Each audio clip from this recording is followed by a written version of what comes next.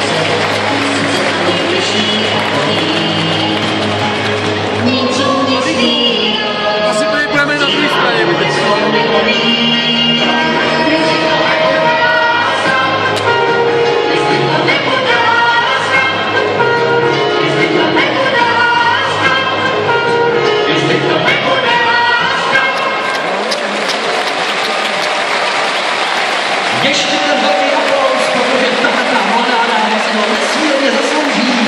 Míša Bergerová!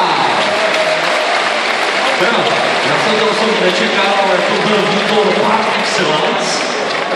Ještě jednou připomínám, že Míši je 7 let, takže myslím před tolika lidmi v Budvar aréně. Opravdu za mě osobně klobouk dolů.